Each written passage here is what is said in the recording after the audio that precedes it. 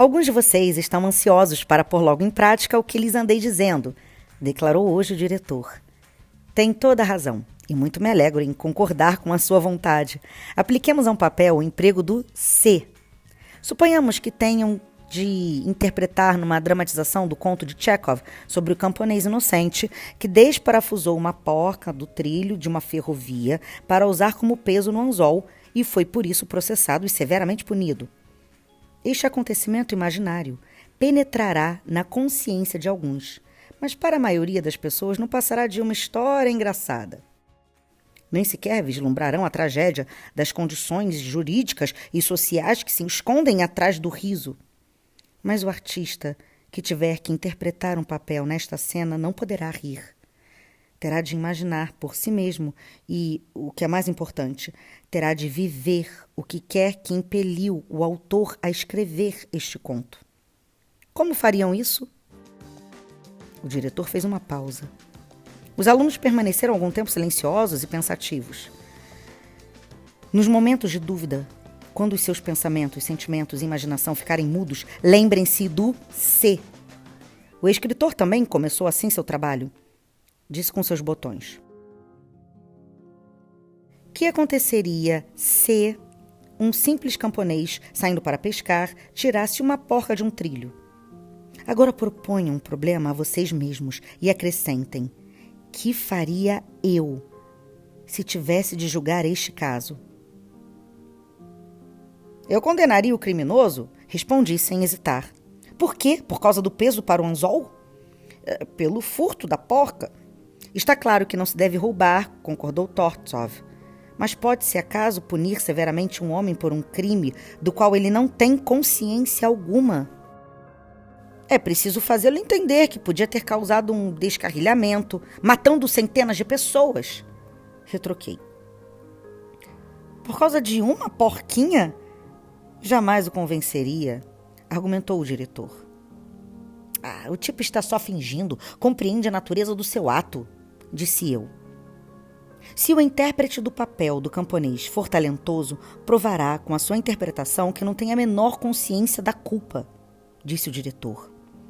No curso da discussão, usou todos os argumentos possíveis para defender o acusado e conseguiu finalmente me abalar um pouco. Assim que o viu, declarou: você sentiu o mesmo empurrão íntimo que o próprio juiz deve ter experimentado. Se interpretasse o papel, a analogia de sentimentos o aproximaria do personagem.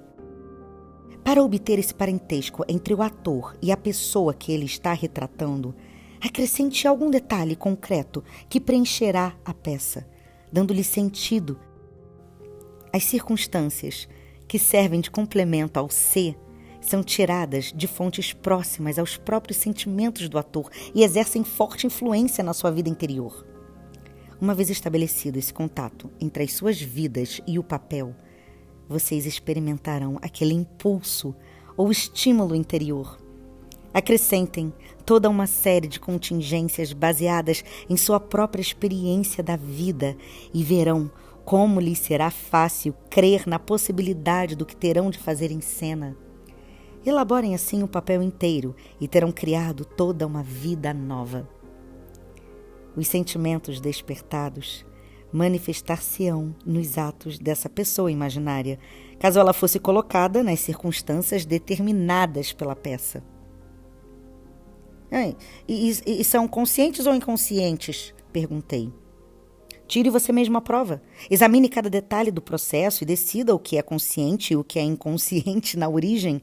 Jamais resolverá o enigma, pois nem mesmo se lembrará de alguns dos seus momentos mais importantes. Jamais resolverá o enigma, pois nem mesmo se lembrará de alguns dos seus momentos mais importantes. Esses irão surgindo, no todo, ou em parte espontaneamente, e passarão desapercebidos, tudo no campo do subconsciente. Para se convencer, pergunte a um ator, depois de alguma interpretação notável, o que ele sentiu quando estava em cena e o que fez.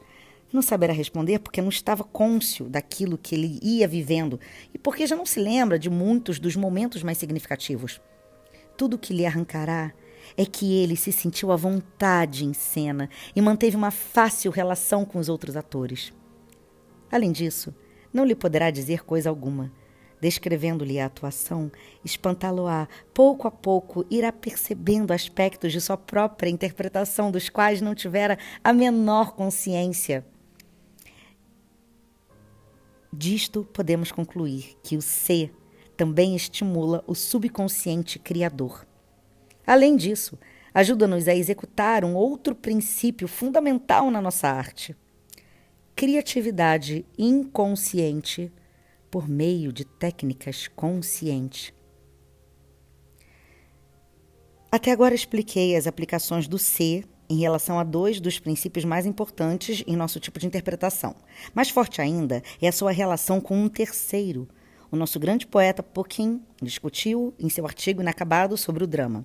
Entre outras coisas, disse: sinceridade de emoções, sentimentos que pareçam verdadeiros em dadas circunstâncias.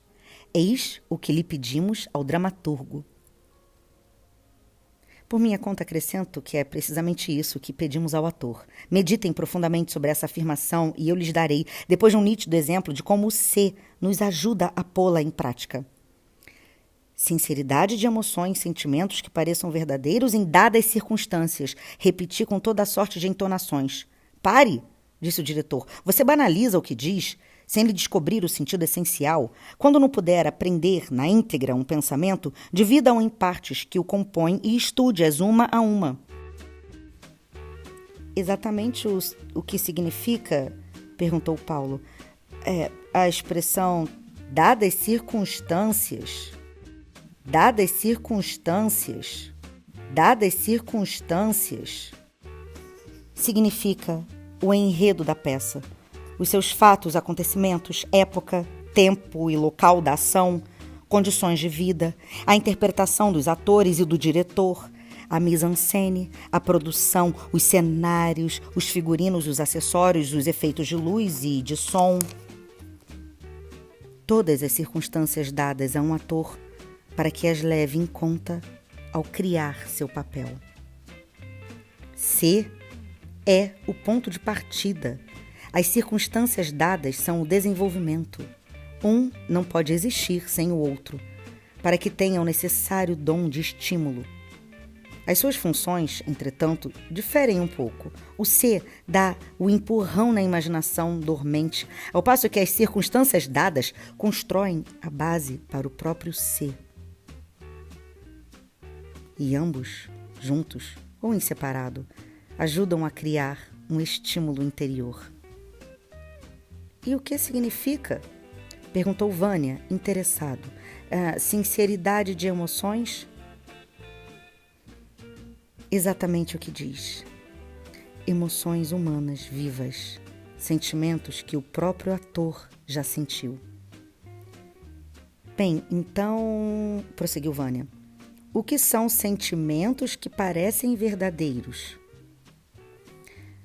Dizendo de aparência verdadeira, não nos referimos aos próprios sentimentos, de fato, mas a algo que tem com eles estreito parentesco, a emoções reproduzidas indiretamente sob o impulso de sentimentos íntimos verdadeiros. Na prática, o que terão de fazer é mais ou menos isso. Primeiro terão de imaginar, a seu próprio modo, as circunstâncias dadas, fornecidas pela peça, pela encenação do diretor e pela concepção artística própria. Esse material todo lhes dará um contorno geral para a vida dos personagens que interpretarão e as circunstâncias que os cercam. É preciso que vocês realmente acreditem nas possibilidades gerais dessa vida e depois se habituem a ela, até o ponto de se sentirem deveras próximos a ela. Se conseguirem, verão que os sentimentos que parecem verdadeiros e as emoções sinceras crescerão espontaneamente em vocês. Entretanto, quando se utilizarem desse terceiro princípio de interpretação, esqueçam os seus sentimentos, porque eles, na maior parte, são de origem subconsciente e não estão sujeitos a comandos diretos. Dirijam toda a sua atenção para as circunstâncias dadas. Elas estão sempre ao nosso alcance. No fim da aula, ele disse: agora posso completar o que disse antes sobre o ser. A sua força depende não só da sua própria intensidade, mas também da nitidez de contorno das circunstâncias dadas. Mas, interrompeu Grisha, o que é que sobra para o ator, já que tudo é preparado pelos outros? Só ninharias? Hã? O que está dizendo? Ninharias? Replicou o diretor indignado. Acha que acreditar na ficção imaginativa de outra pessoa e trazê-la à vida é ninharia? Não sabe que é muito mais difícil fazer uma composição sobre um tema sugerido por terceiros do que inventá-los nós mesmos? Conhecemos casos em que uma peça ruim ganhou fama universal por ter sido recriada por um grande ator. Sabemos que Shakespeare recriou histórias de outros autores. É isso que nós fazemos com a obra do dramaturgo. Fazemos viver aquilo que se oculta sob as palavras. Pomos nossos próprios pensamentos nas linhas do autor e estabelecemos as nossas próprias relações com os outros personagens da peça e com as suas condições de vida. Filtramos através de nós todo o material que recebemos do autor e do diretor. Elaboramos esse material, completando-o com a nossa própria imaginação. Ele passa a ser parte de nós, espiritual e até fisicamente. As nossas emoções são sinceras e o resultado final é uma atividade deveras produtiva. As nossas emoções são sinceras e o resultado final é uma atividade deveras produtiva. Toda ela estreitamente entretecida com as implicações da peça. E todo esse trabalho tremendo, você vem me dizer que é ninharia. Não é não, senhor. É criatividade e arte. Com estas palavras, ele encerrou a aula.